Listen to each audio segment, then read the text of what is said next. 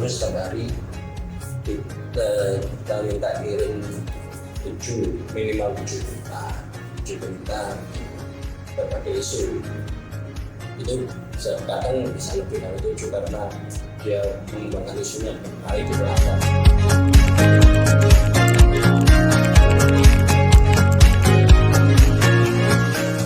Sengketa kita sih kalau permasalahan sengketa hukum jujur ya ini ya jujur. Kalau perdata atau sifatnya kayak permasalahan tanah gitu kita memang hati-hati karena orang pasti akan merasa benar itu.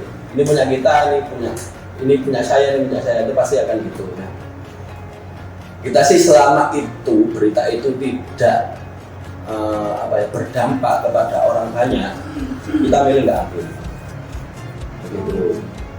Kecuali ada misal pengosongan rumah yang mungkin rumah dinas dulunya rumah dinas atau rumah dinas instansi tertentu terus akhirnya dieksekusi gitu kan.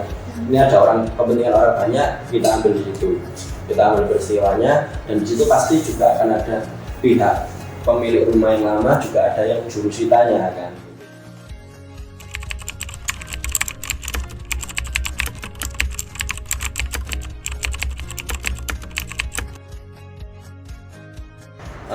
Bedanya wartawan atau jurnalis dengan dewasa ini kan kita media sosial itu bisa jadi kawan atau lawan gitu kan. Informasi cepat itu udah nggak bisa dimungkiri bahwa media sosial itu lebih cepat daripada media mainstream. Itu sebuah keniscayaan memang lebih cepat. Cuman bagian dari konfirmasi, verifikasi, proses itu tetap harus dijalankan sama jurnalis, sama pers itu kan. Karena tidak semua misal kejadian viral gitu kan sesuai dengan yang dinarasikan di media sosial gitu. Nah, peran pers ada di situ. Kita punya kode etik jurnalistik gitu kan. Kita punya kode etik jurnalistik yang itu harus dipatuhi ya sama pers. Artinya proses verifikasi, kita datang ke lapangan terus mencari narasumber yang cover set itu harus tetap dijalankan. Nah, kita sama netizen itu juga dilindungi. Kita karena undang-undang pers itu tadi kita juga dilindungi karena kita profesi. Jadi misal ada perkara ya kita tidak bisa orang langsung main melaporkan kita dengan UU ITE misalnya.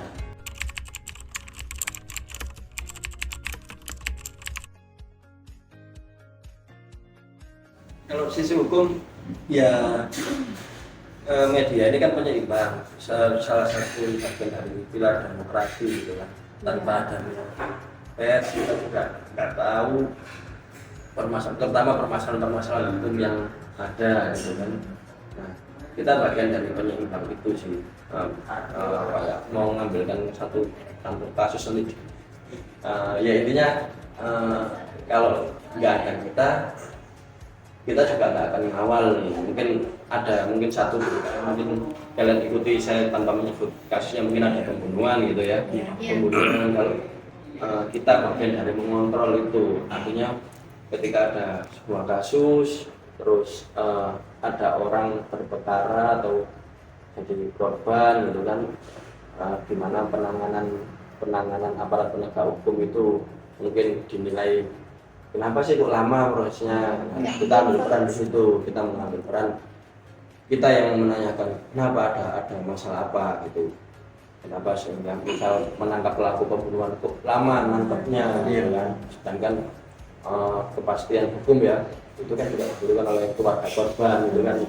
Siapa itu yang tetap kita kawal.